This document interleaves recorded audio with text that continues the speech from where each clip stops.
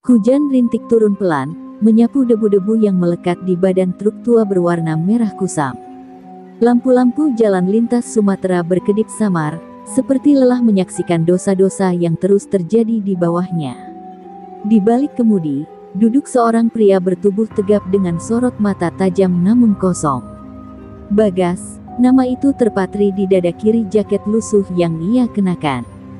Tangannya menggenggam erat setir, seakan menahan amarah yang bisa meledak kapan saja. Truknya membawa muatan cabai merah segar dari ladang di dataran tinggi Karo, namun apa yang tersembunyi dalam hatinya jauh lebih panas daripada isi bak truk itu. Jalan lintas itu bukan sekadar aspal. Ia adalah urat nadi perdagangan, tapi juga nadi ketakutan. Para sopir truk tahu betul titik-titik rawan yang harus mereka lewati, daerah gelap tanpa penerangan, tikungan tajam yang tak terlihat ujungnya, dan tentu saja, preman. Mereka tak hanya mengambil uang, tapi kadang juga nyawa. Tapi Bagas berbeda.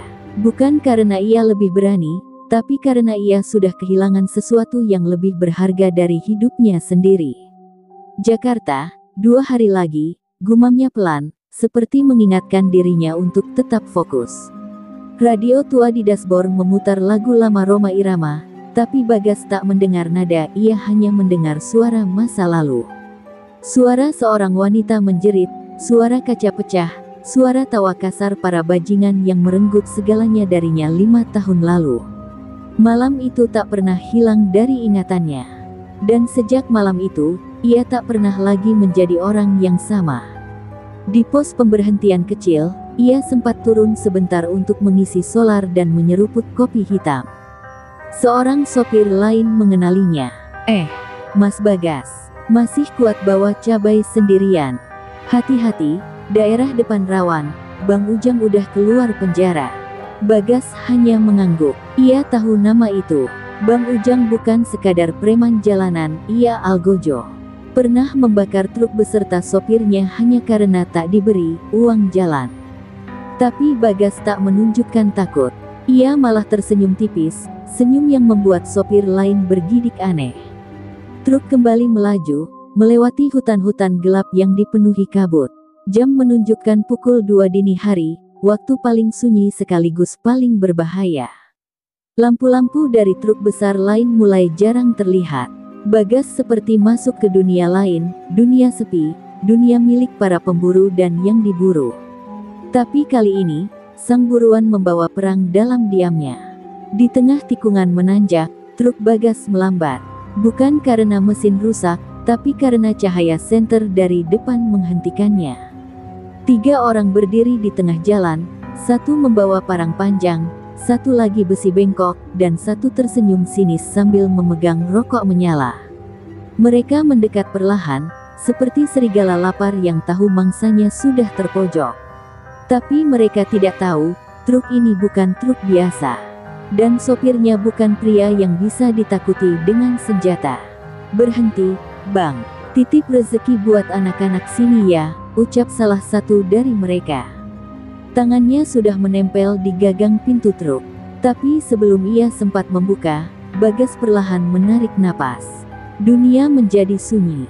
Bahkan suara hujan pun seakan berhenti. Dalam dadanya, api lama kembali menyala. Ia tahu saat ini akan datang. Ia tahu siapa mereka. Dan ia siap, bukan untuk memberi, tapi untuk mengambil kembali. Tanpa berkata sepatah kata pun, Bagas membuka pintu truk dari dalam dan turun dengan tenang. Wajahnya tetap dingin, bahkan ketika besi di tangan preman itu terangkat tinggi. Dalam hitungan detik, jalan lintas Sumatera akan kembali menyaksikan apa yang tak pernah tidur, kekerasan, darah, dan seseorang yang sudah tak peduli lagi pada hidup karena hatinya sudah mati lebih dulu. Kilometer 139 adalah titik paling ditakuti oleh para sopir truk yang melewati lintas timur Sumatera. Di sana, lampu jalan seolah sengaja tak pernah diperbaiki. Pohon-pohon tinggi menjulur seperti tangan-tangan hantu yang siap merenggut siapa saja yang lemah. Bagas berdiri tegak di bawah cahaya temaram lampu truknya, dikelilingi 3 pria bertampang serigala. Salah satunya bertato ular di leher, yang lain berbadan besar dengan besi bengkok di tangan, dan pemimpinnya, lelaki kurus berjaket kulit, menyeringai dengan sebatang rokok di bibir. Itulah Bang Ujang, preman yang namanya dikenal lewat ketakutan. Turunkan semua barangmu, Bang. Uang solar, uang rokok, semua. Jangan bikin masalah, nanti cepet selesai, kata Bang Ujang, nadanya datar tapi penuh ancaman. Matanya menelusuri wajah Bagas, mungkin merasa pernah melihatnya, tapi lupa di mana. Bagas hanya menatap mereka satu persatu. Tak ada rasa takut, hanya kesunyian yang menyesakkan, seperti hening sebelum badai. Cabai doang isinya, suara Bagas terdengar pelan, tapi ada getar dingin di dalamnya. Tangannya tetap berada di sisi tubuhnya. Ia seperti patung batu yang tak terpengaruh apapun. Tapi dalam pikirannya, kenangan masa lalu mengamuk. Ia teringat wajah istrinya yang hangus terbakar dalam truk yang dilempari molotov oleh preman jalanan saat ia bertugas di luar kota. Tak ada pengadilan, tak ada keadilan. Dunia membiarkannya menangis sendiri. Preman bertato mengangkat besi ke udara. Gue bilang turunin semua, Bang. Jangan sok, teriaknya sebelum melangkah cepat. Tapi saat besi itu meluncur ke arah kepala Bagas, tubuh Bagas bergerak seperti kilat. Satu gerakan, satu hantaman, besi jatuh, dan tubuh sang preman ikut menyusul, menghantam aspal dengan suara yang memuakkan. Rahangnya patah, dan darah langsung mengalir dari mulutnya. Bang Ujang dan anak buahnya terperangah. Tanpa memberi waktu untuk berpikir, Bagas berbalik dan menyikut dada preman kedua yang membawa parang. Parangnya terlempar ke semak-semak. Tinju Bagas mendarat tepat di ulu hati, membuatnya berlutut sambil terengah-engah seperti kehabisan udara. Dunia terasa seperti gerak lambat bagi para preman itu, tapi bagi Bagas, ini adalah simfoni yang sudah lama ia latih. Ia tahu titik lemah tubuh manusia. Ia tahu cara menghancurkan mereka tanpa ragu. Dan ia tahu, ini baru permulaan. Bang Ujang mundur 2 langkah.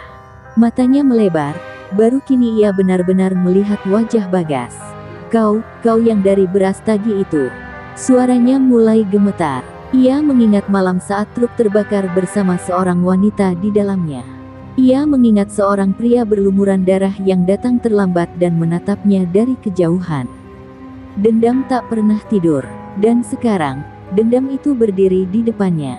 Sekarang giliranmu, kata Bagas, pelan. Ia maju 1 langkah, dan Bang Ujang mundur 1 langkah. Tapi kaki Ujang goyah. Dunia yang ia kuasai selama ini runtuh oleh satu pria yang datang tanpa senjata, tanpa suara, tapi membawa kemarahan yang lebih tajam dari pisau manapun.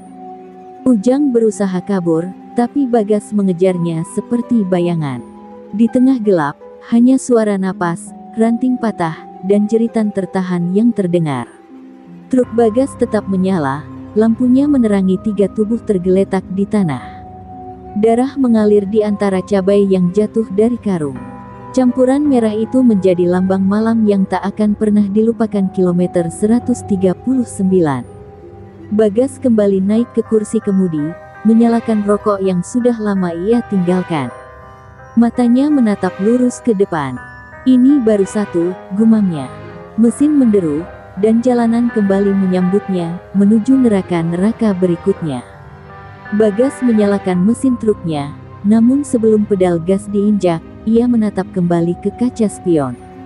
Tubuh Bang Ujang masih tergolek tak berdaya di tengah genangan air hujan bercampur darah. Wajah lelaki itu kini tak lagi menyeringai seperti saat pertama muncul. Di antara guyuran hujan, Bagas bisa melihat mata Ujang. Memohon, meminta ampun, meminta hidup.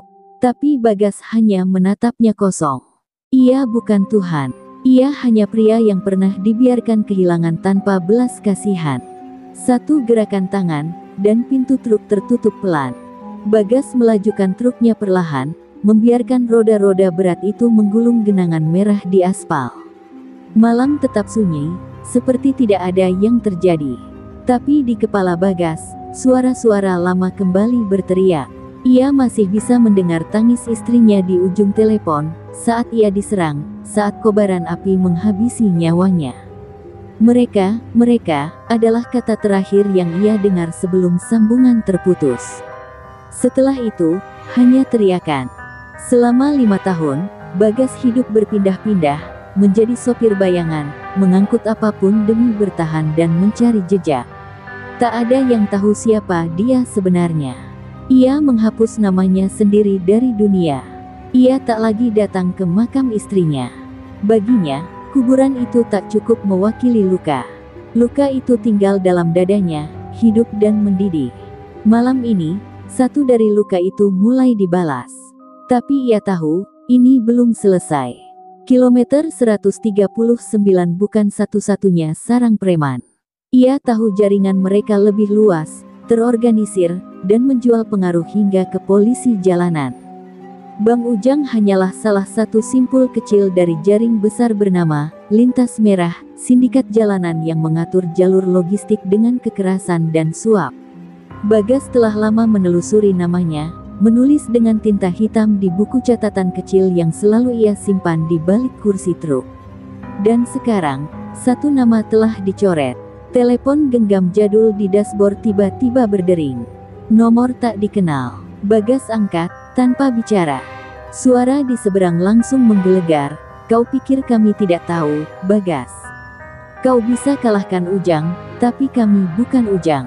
Jangan harap keluar dari lintas ini hidup-hidup. Klik, telepon terputus. Bagas tak menunjukkan reaksi.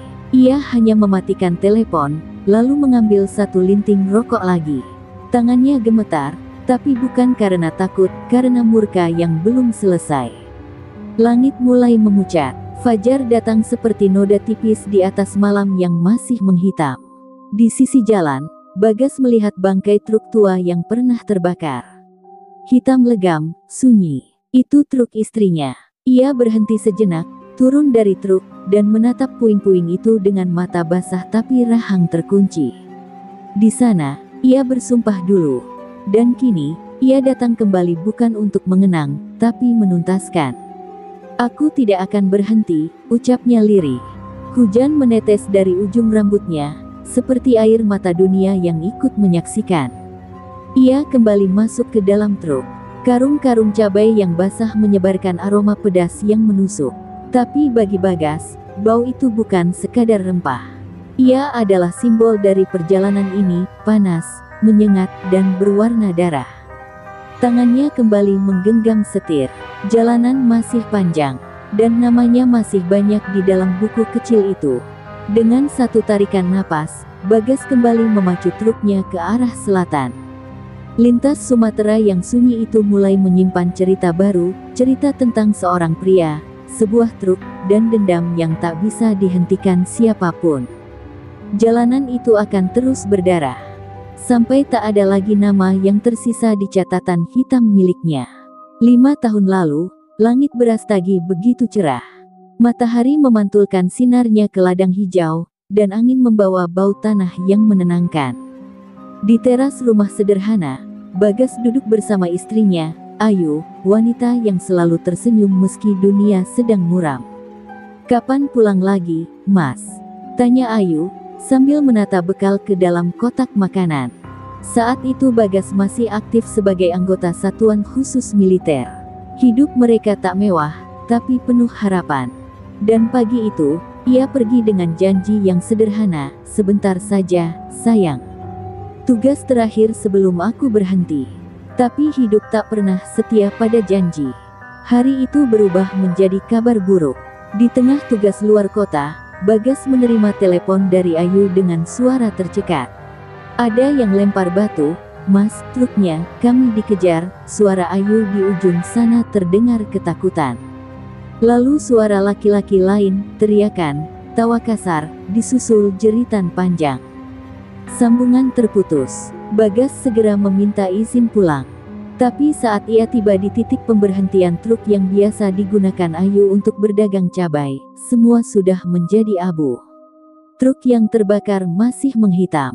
Di dalamnya, tubuh Ayu ditemukan hangus. Tangan kirinya masih mencengkeram boneka kecil, hadiah ulang tahun untuk anak mereka yang gugur dalam kandungan 2 bulan sebelumnya. Polisi menyebutnya kecelakaan karena korsleting. Tapi Bagas tahu betul, tak ada kabel yang bisa menjerit. Tak ada korsleting yang meninggalkan kep sandal preman di tanah basah. Dan tak ada keadilan yang datang meski ia telah mengetuk pintu hukum. Bagas menatap foto pernikahan mereka yang lusuh di saku dompet. Sejak malam itu, ia berhenti jadi prajurit. Ia melepaskan semua identitas, semua pangkat, dan memilih jadi bayang-bayang. Ia membeli truk dari kenalannya yang dulu tukang logistik militer, truk tua tapi kuat. Ia modifikasi sedikit, bukan hanya untuk muat barang, tapi juga untuk bertahan hidup. Setiap jalur lintas Sumatera ia hafalkan. Bukan untuk berdagang, tapi untuk memburu. Ia mulai menyamar sebagai sopir truk, menyusuri pasar demi pasar, mendengarkan cerita dari mulut ke mulut. Dari satu preman kecil ke preman besar, dari satu titik ke titik lainnya. Tak ada yang tahu bahwa setiap kali ia angkut cabai atau barang tani, itu hanyalah kedok. Ia sedang menjebak. Ia menunggu salah satu dari mereka membuat kesalahan, berbicara terlalu banyak, mabuk dan menyombongkan pembakaran truk, atau memamerkan luka lama dari pelariannya dulu. Satu persatu, ia hafalkan wajah mereka. Ia tulis di buku kecilnya. Dan ia tunggu waktu yang tepat. Bang Ujang adalah yang pertama masuk daftar. Preman sialan itu dikenal suka pamer tentang membakar nyawa satu perempuan sok keras di dalam truk. Saat Bagas pertama kali mendengar itu, ia tak langsung menyerang. Ia menunggu. Ia ingin Ujang merasa aman, merasa tak tersentuh. Dan malam itu di kilometer 139, waktunya tiba. Tapi ia tahu Ujang hanya bagian permukaan dari gunung es yang besar. Sindikat lintas merah adalah akar segalanya. Preman jalanan, polisi suap, pengepul logistik nakal, semua bersatu dalam rantai busuk yang membuat truk-truk kecil seperti milik Ayu jadi korban. Dalam catatan kecilnya, ada satu nama di puncak daftar, Rashid, seorang pengusaha logistik besar yang dikenal dermawan di mata publik. Tapi Bagas tahu dia adalah dalang dari banyak pembakaran truk, untuk menguasai jalur dan mengintimidasi pesaing. Di dalam truk, Bagas duduk diam, mencengkeram dompet lusuh itu. Hujan mulai turun lagi di luar, seperti suara istri yang menangis lembut dari langit. Tapi matanya tetap kering. Ia telah kehilangan air mata. Kini yang tinggal hanya kemarahan yang dingin, terencana, dan tak bisa ditawar. Jalan ini belum selesai. Belum sampai nama terakhir dalam daftar itu dicoret, dan darah terakhir jatuh di atas aspal. Sejak insiden di kilometer 139, nama Bagas mulai bergaung pelan di antara lorong gelap dunia jalanan. Bukan sebagai sopir biasa, tapi sebagai sosok misterius yang mampu menjatuhkan Bang Ujang dan anak buahnya hanya dalam hitungan menit. Para preman kecil mulai resah. Warung-warung kopi yang biasa menjadi tempat bercanda kini berubah menjadi ruang bisik-bisik. Mereka tak tahu siapa dia, dari mana asalnya, dan apa tujuannya. Tapi satu hal pasti, dia sedang berburu. Di balik layar, Rashid mendengar kabar itu dari anak buah kepercayaannya. Seorang lelaki tua berdasi, yang biasa bicara dengan nada sopan namun menyimpan racun dalam kata-katanya, berkata, orang ini bukan sembarangan. Dia tahu nama-nama kita, dan dia tidak takut mati. Rashid hanya mengangguk pelan. Di balik jas mahal dan cincin batu akiknya, ia menyimpan ketakutan lama, takut bahwa hantu dari masa lalu akhirnya datang menagih. Cari dia. Hentikan sebelum dia melangkah lebih jauh, perintahnya singkat. Pencarian dimulai. Truk-truk pengangkut cabai dan sayuran mulai dihentikan secara acak. Sopir-sopir diinterogasi, dicari-cari kesalahan. Mereka berharap Bagas akan muncul di salah satu pos itu. Tapi Bagas terlalu licin. Ia mengganti jalur, kadang ke barat, kadang masuk ke perbukitan dan hutan kecil. Ia menghindari jalan utama dan berbaur dengan truk rakyat. Tapi sekaligus, ia mulai mengirim pesan. Foto-foto preman yang sudah ia habisi ditempel di halte tua, di balik pintu WC umum, di kaca spion truk yang ia tinggalkan. Di bawahnya, tertulis dua kata yang membuat siapapun merinding, saya ingat. Bagi Bagas, Ini bukan sekadar pembalasan. Ini perang psikologis. Ia ingin musuhnya merasa seperti yang ia rasakan 5 tahun lalu, ketakutan yang tidak bisa dihindari. Tidur tak tenang, makan terasa seperti racun, dan setiap langkah terasa diawasi. Ia tahu mereka akan membalas. Ia tahu, semakin dalam ia masuk, semakin besar taruhannya. Tapi ia juga tahu satu hal, mundur bukan pilihan. Karena yang ia lawan bukan sekadar manusia, tapi sistem. Malam itu, saat truknya melintas di tikungan sempit perbatasan Tapanuli, ia menyadari sesuatu aneh.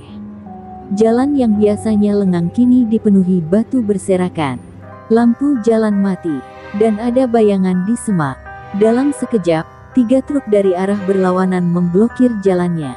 Dari kabin truk-truk itu, belasan pria bertopeng keluar dengan senjata tajam di tangan.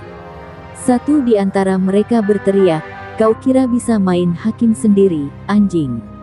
Sekarang giliranmu." Bagas menghela napas panjang. Ia tahu waktu seperti ini akan datang. Tapi ia tak datang tanpa persiapan. Dari bawah kursi, ia menarik palu besi besar, senjata khas yang dulu ia gunakan di pelatihan militer untuk mendobrak pintu baja. Ia turun dari truk. Dalam gelap dan gerimis, tubuhnya berdiri tegak, tak bergeming, meski dikepung. Di wajahnya, tak ada takut, hanya keteguhan. Malam ini, bukan dia yang terjebak, tapi mereka. Pertarungan meledak seperti badai. Bagas bergerak cepat, menghantam lutut dan rusuk lawan dengan presisi mematikan. Satu persatu mereka tumbang. Tulang patah, senjata terlempar, jeritan memenuhi malam. Tapi mereka terus datang, seperti gelombang yang tak habis. Bagas mulai terdesak, di pelipisnya mengalir darah. Tapi matanya tetap menatap tajam. Ia tak sedang bertahan hidup, ia sedang menuntut balas. Di detik terakhir, ia menghantam dada salah satu pemimpin mereka hingga ambruk. Tubuh-tubuh berserakan di aspal, dan suara sirene samar terdengar dari kejauhan. Bagas berdiri dengan napas tersengal. Bajunya sobek, tubuhnya luka. Tapi ia menang. Lagi. Ia tahu pertempuran ini belum selesai. Tapi kini, musuhnya tahu ia tak akan lari. Dan setiap kali mereka datang, ia akan lebih siap. Jalan lintas Sumatera bukan milik para bajingan itu lagi. Jalan ini kini menjadi medan tempur, dan Bagas adalah bayangan yang akan terus memburu mereka hingga ke akar. Subuh menggigil di lintas Tapanuli, ketika tubuh-tubuh terluka berserakan di jalan. Suara sirene yang tadi samar kini meraung mendekat. 2 mobil patroli polisi berhenti di sisi jalan, lampunya menyorot wajah-wajah lebam dan darah yang masih hangat di aspal. Tapi saat para petugas itu melangkah, mereka berhenti sejenak. Salah satu dari mereka mengenali siluet tegap Bagas yang bersandar di truk, tubuhnya berlumuran luka tapi masih berdiri tegak. "Itu dia orangnya," bisik salah satu polisi muda, suaranya mengandung rasa kagum dan takut. Namun, Kapten Haris, perwira menengah bertubuh kekar dan berkumis tebal, datang bukan untuk menolong. Ia melangkah mendekati Bagas dengan wajah dingin. "Kau pikir ini Wild West? Ini negara hukum, bukan tempatmu menebar kekacauan," katanya sambil menunjuk wajah Bagas. Tapi Bagas hanya menatapnya tenang. Ia tahu siapa Haris. Ia tahu nama itu muncul di daftar Ayu, daftar yang dulu diberikan oleh wartawan idealis yang terbunuh misterius. Haris bukan sembarang polisi. Ia adalah mata Rashid di institusi berseragam. "Aku menegakkan hukum, hukum yang kalian kubur bersama keadilan," kata Bagas pelan namun tajam. Ia tak gentar. Polisi yang benar tahu dia bukan penjahat. Tapi Haris tak peduli. Dengan isyarat tangan, Bagas diborgol. Ia tak melawan. Ia ingin masuk lebih dalam, melihat sejauh mana sistem ini membusuk. Di dalam mobil tahanan, wajahnya tak lagi garang, tapi tenang. Seperti seorang pria yang tahu bahwa ia sedang menyusup ke dalam sarang naga. Kabar penangkapan Bagas cepat menyebar. Di kalangan sopir, ia mulai jadi legenda. Banyak dari mereka mulai berbicara, menyerahkan bukti-bukti lama yang dulu disimpan karena takut. Foto truk terbakar, video preman memalak, bahkan rekaman suara tangisan Ayu yang ternyata sempat terekam di salah satu panggilan darurat. Semua itu dikirimkan diam-diam ke seorang jurnalis senior bernama Maya, yang pernah menulis tentang lintas merah, tapi dibungkam atasannya. Maya mencium peluang. Ia menyusun ulang semua potongan cerita, dan perlahan membangun narasi besar, bahwa apa yang dilakukan Bagas bukan kriminalitas, tapi upaya bertahan dalam sistem yang sudah membusuk. Ia mulai menulis artikel berjudul, Sopir Bayangan, Dendam, Darah, dan Dosa Negara, yang diam-diam ia sebar lewat blog pribadi. Artikel itu viral, dan untuk pertama kalinya, nama H. Rashid mulai dipertanyakan publik. Namun bagi Rashid, ini adalah alarm bahaya. Ia tidak tinggal diam. Ia memerintahkan agar Bagas hilang sebelum persidangan, sebelum media punya cukup waktu menggali kebenaran. Ia memerintahkan Kapten Haris untuk mengatur agar mobil tahanan yang membawa Bagas kecelakaan di tikungan maut lintas tengah. Pastikan dia tak sampai ke pengadilan. Jangan tinggalkan jejak. Perintahnya dingin di balik meja kayu mahal. Malam itu, hujan turun deras. Mobil tahanan membawa Bagas melaju di lintasan licin. Tapi Bagas bukan orang biasa. Ia mendengar percakapan mencurigakan di radio polisi, dan melihat gerak-gerik sopir yang gelisah. Nalurinya menjerit. Saat kendaraan melewati tikungan maut, ia merontak. Dengan tubuh terborgol, ia menghantam kaca pemisah, membuat sopir panik. Mobil tergelincir, menabrak pagar pembatas, dan terjun ke jurang. Dalam kekacauan itu, suara dentuman dan logam yang saling bertubrukan mengisi malam. Tidak ada yang tahu pasti siapa yang selamat. Namun beberapa hari kemudian, sebuah truk tua kembali terlihat di jalur lintas. Di kaca depannya, tergantung boneka kecil penuh abu. Sopirnya tak pernah menampakkan wajah. Tapi para preman mulai menghilang satu persatu. Dan para sopir tahu, Bagas belum mati. Dia kembali. Dan perang ini belum usai. Lintas Sumatera kembali mencekam. Sejak kematian Bagas yang tak pernah dikonfirmasi, sindikat lintas merah bergerak lebih hati-hati. Mereka tahu terlalu banyak mata yang mengawasi sekarang. Media mulai mengangkat suara, jurnalis Maya menulis berseri, dan rakyat kecil, terutama para sopir, berani bersaksi. Tapi Rashid tak tinggal diam. Ia menekan pihak berwajib, membungkam bukti, dan membayar sejumlah jurnalis bayaran untuk memutarbalikkan fakta. Namun, satu hal yang tak bisa ia beli adalah ketakutan, rasa dingin yang kini terus menghantui tidurnya. Bagas, yang selamat dari kecelakaan berkat naluri dan kekuatan lamanya, kini bergerak seperti bayangan. Ia tak lagi hanya memburu preman kecil. Ia menyusup ke gudang logistik Rashid, merusak pengiriman ilegal, dan menyebarkan bukti korupsi. Dengan bantuan Maya dan jaringan sopir rakyat, Bagas membentuk lingkaran kebenaran, gerakan diam-diam tapi menghantam dari dalam. Nama H. Rashid mulai ditulis dengan rasa benci di tembok pasar, di pintu truk, bahkan di t-shirt para sopir. Puncaknya terjadi di sebuah pasar logistik besar di Padang Panjang. Di sana, Rashid hadir dalam sebuah seremoni peresmian pusat distribusi baru. Ia tampil seperti raja, dikelilingi wartawan, polisi, dan bodyguard. Tapi di kejauhan, Bagas memantau.